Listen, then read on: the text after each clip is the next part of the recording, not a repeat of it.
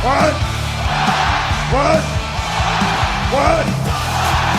Bang! Pro Wrestling Podcast. Just when they think they got the answers, I change the question. Rep, screw, rep. Yeah. Woo!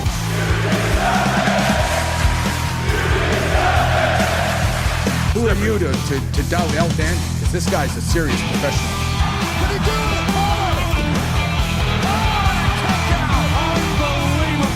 Too hot to handle and too cold to hold.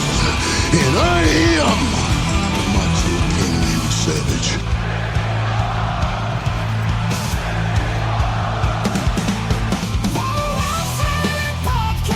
Shut your mouth, you thong-wearing fatty. I said WWE stands for. It's me, Austin. I will never retire. Promotional consideration paid for by the following. Hey, yo, Pro Wrestling Podcast listeners, welcome to the show where we don't sing it, we bring it. Help us out and click subscribe to show your support. Hey, look, are you sick and tired of dropping $50 or more for the latest and greatest wrestling games? Stop immediately. Go online right now, totally free to Wrestler Unstoppable. That's app.wrestlerunstoppable.com, where you can create a wrestler, sign contracts, get into storylines, headline PLEs, even build your own company. And I mean from the name to the championships, the divisions, everything, matchmaking, all the way out to 6-on-6 matches, all included, totally free, app.wrestlerunstoppable.com. While you're there, look for Odin Maximus. That's my avatar. I'll be happy to help you get started in the game. If you're looking to become a member of the Pro Wrestling Podcast family, you want your name in the shout-outs, like my good buddy John down in Texas. John, love giving you that shout-out. Hope to see you soon, brother, at some point. Then what you really need to do is pop over to our Patreon page at patreon.com/Pro Wrestling Podcast and sign up today. We got loyalty rewards this month only. $10 a month contributor gets to co-host a show with me. $5 a month, you get entered into a drawing to do the same. And I'd love to host a show with some of our listeners out there. So make that happen. Pop over to the Pro Wrestling Patreon and we'll get you on the show if you are one of those contributors. Hello, everybody. Welcome to this episode of the Pro Wrestling Podcast. If you've got questions, comments, something you want to touch on in the future episode, the best way to get that information to me is to pop over to the Pro Wrestling Sound Off line, 267-642-1160. It's a talk-to-text service. Tell us what you want us to talk about, and I will get to those in a future episode. But for tonight we are talking Saturday night's main event, and there's a lot to talk about. Let's talk about the match card. We'll put in some predictions, see how you guys feel about it, see where things go from here. Before I get into the matches themselves, because the first match I'm going to start with, I got to mention that there was an interview done this week where it was Nikki and Brie Bella, along with Paige and AJ Lee, all having a conversation on the Bellas podcast. And I said this weeks ago, that is where creative should take the tag team of Paige and Brie Bella, is at some point, whenever Nikki's ready to go, she should come back.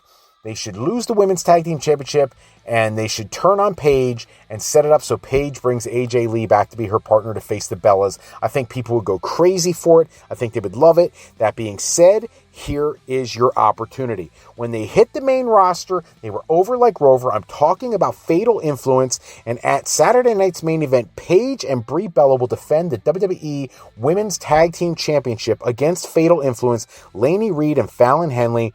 I think they've kind of squashed all the momentum that JC Jane had coming in. Let's not do that to Fatal Influence. They're over. People want to see them. Let's give them the championships right here. Word is this week that Nikki Bella was back into creative plans for WWE because she's close to being medically cleared.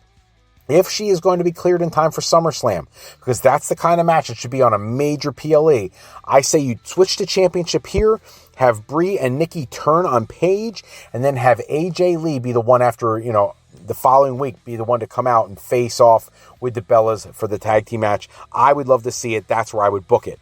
From there, we got Jalen Brunson is going to be there with Roman Reigns. I'm not sure why they're doing this and hyping it so much. They have celebrities at like everything anymore.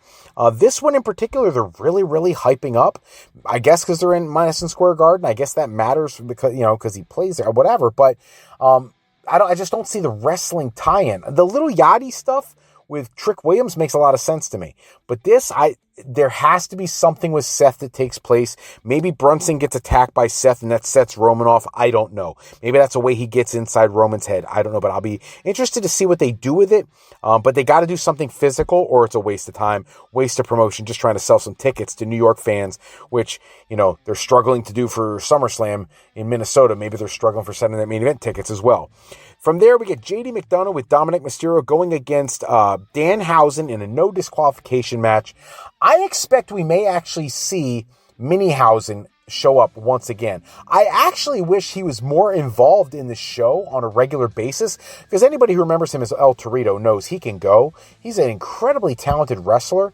If you're not going to do that, I know this is going to sound obscure, but last weekend, Braun Strowman made a return to the Indies and worked a tag team match. He looked great. He actually looked like he could move for the first time in several years. I want to see Braunhausen. Have him be like come out and be Danhausen's like secret weapon or something like that. He's been talking about how like if they aren't willing to pony up the money to pay him or whatever. He's doing so well with his food show. I don't think it'll happen. So let's get into some predictions about this one. By the way, official prediction for the first match: Fatal Influence wins tag team titles. I'm going to predict Seth gets involved physically with Jalen Brunson to get Roman to lose his mind. In this match, though, Danhausen can't lose yet. He just can't. This guy is so popular, one of the top merchandise sellers. My official prediction, Danhausen finds a way to win, and I suspect it may be because of Minihausen. From there, we get Lyra Valkyria versus Bayley. I know all the rumors out there about Bayley leaving when her contract runs out, but I would not be putting her in this position if I was just going to let her walk in a short period of time. I would be working on an extension right now, and I'd be giving her some great guarantees, and I know she's interested in doing backstage and agenting at some point too. I'd be already leaning into that, doing whatever you have to do to keep her from AEW. I really would. 5-year extension, big dollars. That's just what I would do. Now, if you're an AEW fan, you're like, no, don't do that. We want to see her in AEW and go against Mercedes and team with Mercedes. I'm okay with that too. But I just think some people need to be lifers just so we can believe that still exists in this age of cutting everybody under the sun. So my official prediction here, though, it doesn't make sense for Bayley to win. Lyra's a new emerging character, this crazy, almost, I said this in a previous episode, like a Nikki Cross-looking appearance. I think Lyra needs to win here. I think it makes all the sense in the world for Lyra to win. I think most people looking at this match go, yep, Lyra's definitely winning. That's why my official prediction is Bayley picks up the win here. Because what better way to get Lyra's insane character over than to have Bayley win the match and Lyra to really snap and get really violent and really attack Bayley. It puts her in a position to be a much more serious threat to whoever the women's world champion is next time we have a babyface women's champion. I'm predicting Bayley wins. That brings us to my favorite part of the night. We got the four-way. It's not a four-way, I apologize. It's a tag team match that could turn SummerSlam into a four-way. We've got Cody Rhodes and CM Punk taking on Gunther and Sami Zayn. And after SmackDown, we know that if Gunther and Sami win, then the main event of SummerSlam turns into a fatal four-way. That's what I should have said. Look, to me, this writes itself in a good way and a bad way. One, I don't think we're changing the Punk and Cody match at SummerSlam. So you already know, in my opinion, Gunther and Sami Zayn lose. Now let's get into even more specifics. One, I think it's blaringly obvious that Nick Aldis will be the one who costs Gunther the match. Because that is the storyline Gunther's been saying. It's his fault. It's his fault. It's his fault. I said this in a previous episode. If you're going to tell me it's my fault, I'm going to make sure it is my fault. He choked me out. Now I'm going to take away your championship opportunity. I'd have Aldis come out at Saturday Night's Main Event. It would blow up like you wouldn't believe. And people could really get behind seeing him and Gunther go throw down at SummerSlam.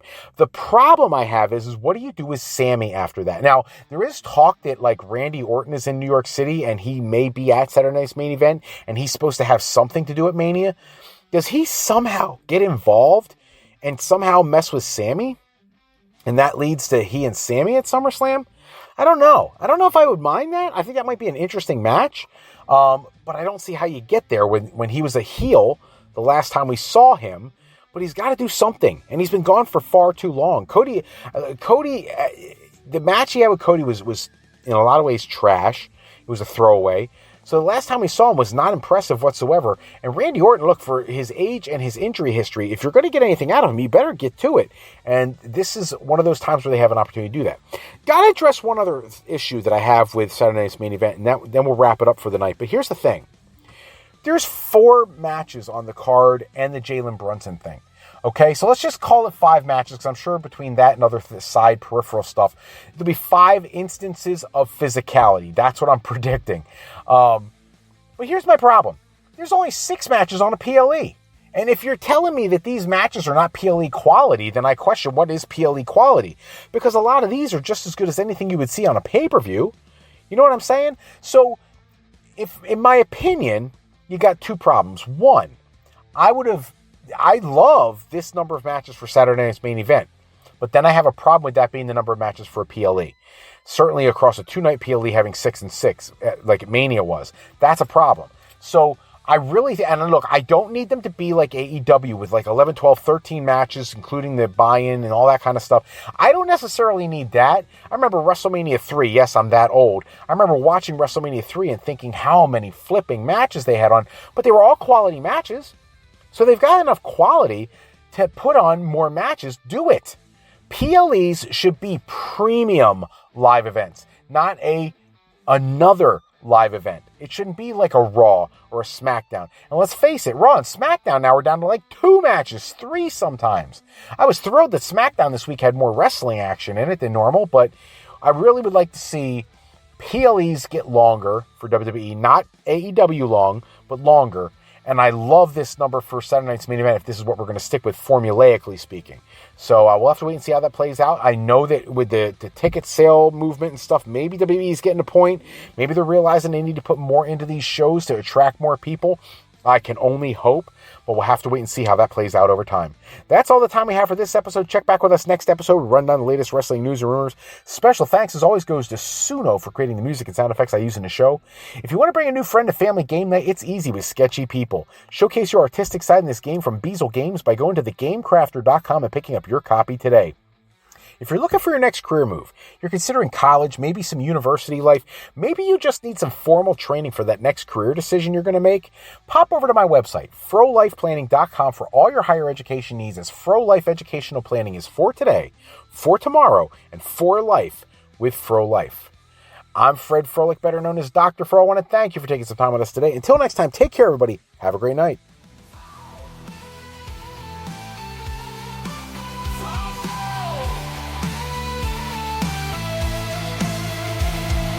Wrestling Podcast.